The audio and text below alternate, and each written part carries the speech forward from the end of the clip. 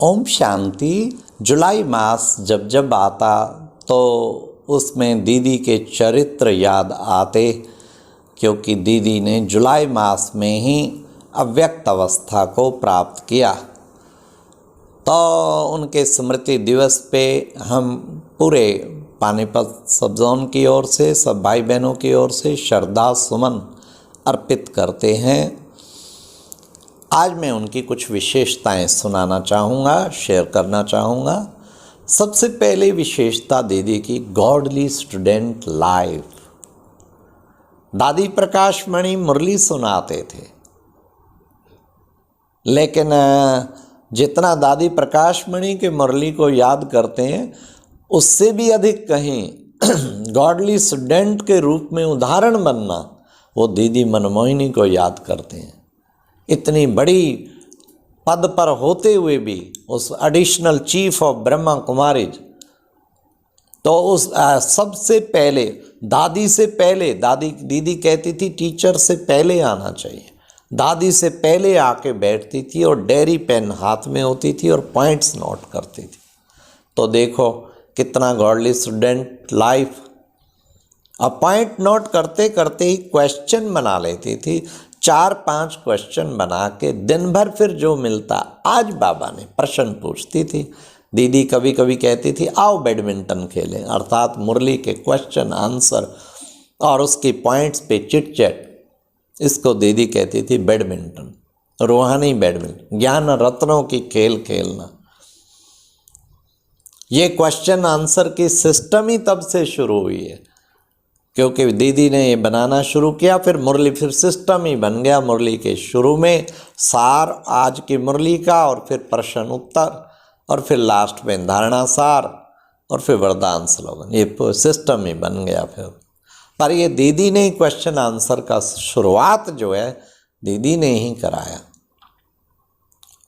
तो उनकी कितनी ये गॉडली, पढ़ाई पर इतना टेंशन, और अमृत वेले आलस्य जीत देखना हो तो दीदी मनमोहिनी 2:30 बजे उठती थी। पहले स्नान करेगी और स्नान करने के बाद फिर उसके बाद 3 से 5 योग, ताकि आलस्य निकट भी न फटक सके।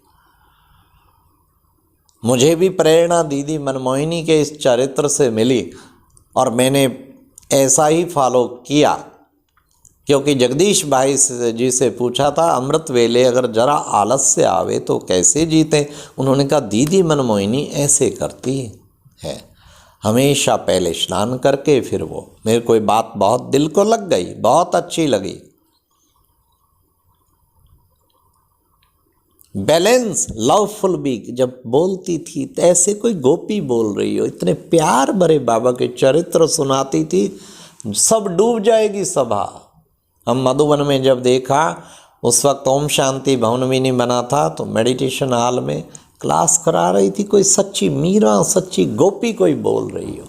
बाबा के प्यार में डूब के किसे बोलते हैं, स्वरूप बन के किसे बोलना कहते हैं, वो दीदी से देखो। तो लवफुल भी बहुत थी, परंतु जहाँ कायदे की बात है लाफुल भी बहुत थी। अपा बड़े प्यार से शिक्षा देते थे। शिक्षा देने का तरीका बहुत अद्भुत था, जो किसी को पिंच भी ना और शिक्षा भी मिल जाए। बुला के समझाएगी जरूर प्यार से। मैं खुद जब दूसरी बार मधुबन गया, शायद गया हूँगा 78-79, तो शुरू में नशा, ज्ञान पूरा समझ नहीं पाते तो नशा ये था, आत्मा आत्मा आत्मा। तो क्या देह का ध्यान देना, देह की तरफ ध्यान जाना ही नहीं चाहिए। तो मेरी धीरे धीरे मैंने शेविंग करना छोड़ दिया। अरे देह की तरफ क्या ध्यान देना, तो वो देह हमारा धीरे धीरे दाढ़ी बढ़ गया। दूसरी बार गए मिलने, 1 साल से जैसा था दाढ़ी बढ़ गया। तो हम गए, बाबा दीदी दादी हिस्ट्री हॉल में मिलती थी तब दोनों से। कोई भी पार्टियां आती थी तो करनाल की पार्टी 8-10 की पार्टी होती थी उस वक्त, आए हम आगे जा बैठे, सबको दृष्टि दे के कुछ वरदान के शब्द बोले। फिर मुझे कहा अच्छा पहली बार आया? मैं नहीं दीदी मैं दूसरी बार आया हूँ। अच्छा अब की बार ये बढ़ा के आया है ना। ऊपर से दादी ने एकदम कहा, नहीं दीदी, सबको पता है दीदी दादी को ये पसंद नहीं है। मुझे कुछ नहीं कहा डायरेक्टली, आपस में रूरुहान किया और फिर तो प्यार से टोली दिया, वरदान दिया, शिक्षा दिया। सिखाने का तरीका देखिए, बाहर निकलते मुझे तो करंट लग गया हो। दीदी दादी को पसंद नहीं है वो काम मैं क्यों करूं जो दीदी दादी को पसंद नहीं।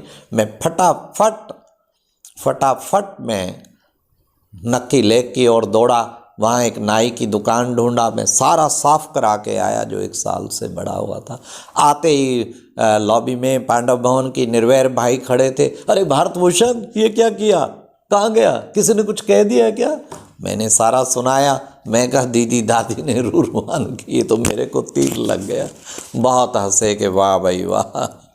तो देखो कैसे सिखाने का तरीका, शिक्षा देने का तरीका कितना बढ़िया। ये थी दीदी की महानता।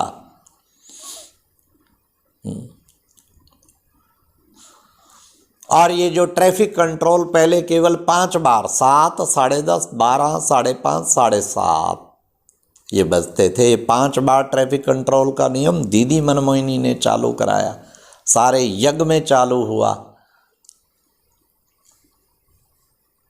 फिर उसके बाद कुछ और जो टाइम बढ़ाए, 3:30, 4 बजे, 5:45, फिर उसके बाद रात को भी 7:30 के बाद 9:30 और लास्ट 10 बजे निंदिया लेकर आई बाबा की याद। तो 10 टाइम ये ट्रैफिक कंट्रोल तो ये दीदी का ही शुरू किया गया है।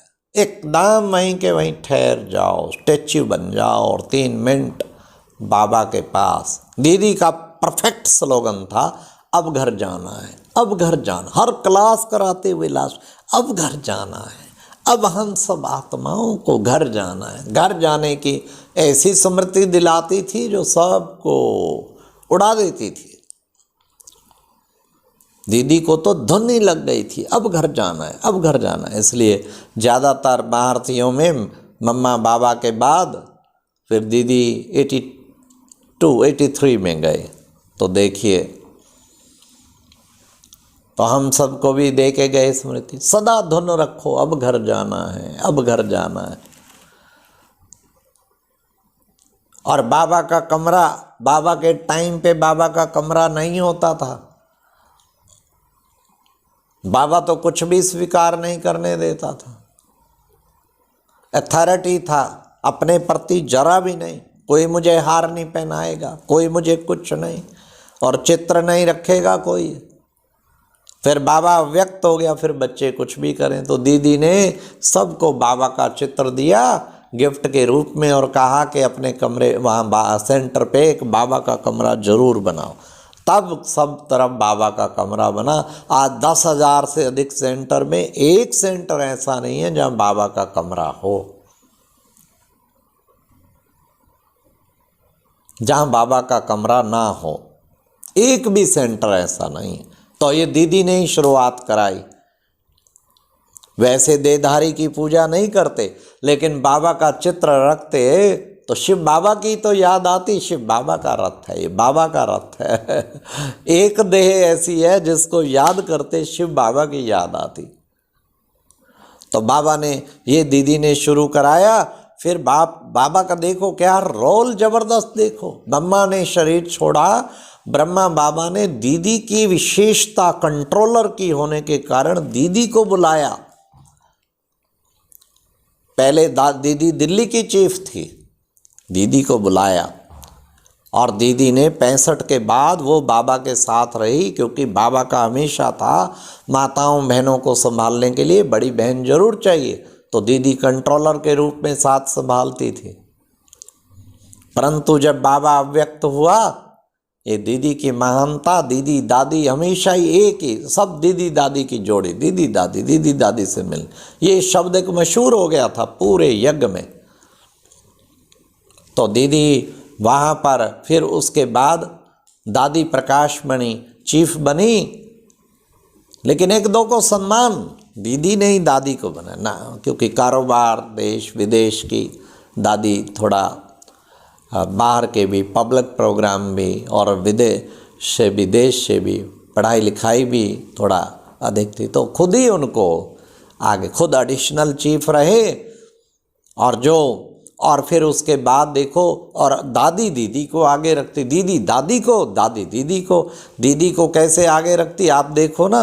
हमेशा ही बाप दादा मिलते हैं, फिर आता था दीदी के साथ मुलाकात, दीदी के कंट्रोलर थी ना, दीदी के साथ खास मुलाकात जरूर करते थे बाबा। उनको खास वरदान आप देखिए जरा, 76-77 की मुरलियाँ कितनी, दीदी के साथ कितनी मुलाकात, लंबी लंबी बाबा मुलाकात आधा घंटा भी करते थे। जैसे यज्ञ का कोई मालिक जिम्मेवार होता है, तो ये दीदी दादी की बहुत ज़बरदस्त जोड़ी थी। ये थी दीदी के विशेषताएं। मैं अमृतसर में भी मिला, तो अम्बाला में भी मिला, करनाल पानीपत भी मिला और मधुबन 2 बार मिला। अमृतसर में एक सभा में, मेले में उद्घाटन करने आई, सभा में बोलते हुए देखो दूसरे को रिगार्ड देना, ये दीदियों से सीखा है। तो एकदम सुनाते सुनाते गए। एक सेंटर इंचार्ज मैं बताती हूँ, कोई भी जाना चाहे आगे जा सकता है। एक सेंटर इंचार्ज, उसकी स्थिति हमसे भी ऊपर। फिर उन्होंने नाम लिया लंदन सेंटर की इंचार्ज दादी जान की, क्योंकि उस वक्त दादी जान की कोई जॉन हेड या कोई और उसको ऐसा डेजिनेशन नहीं था, लंदन सेंटर के इंचार्ज। कहते हम, दीदी क्या शब्द बोले, हमको तो फिर भी कभी दे भान आ जाए, वो सदाई विदेही है। क्या, मैं तो सुन के इतना इन्फ्लुएंस हुआ कि दीदी अपने मुख से खुद का डेजिनेशन बढ़ा है उससे, इस टाइम पे, उस टाइम तो बड़ा था, लेकिन उनकी महिमा कर रही है। कमाल है, हम तो बहुत प्रभावित हुए इस बात से। ये है यज्ञ में 1-2 को सम्मान देना, उसके गुणों को सम्मान देना। अच्छा, ओम शांति।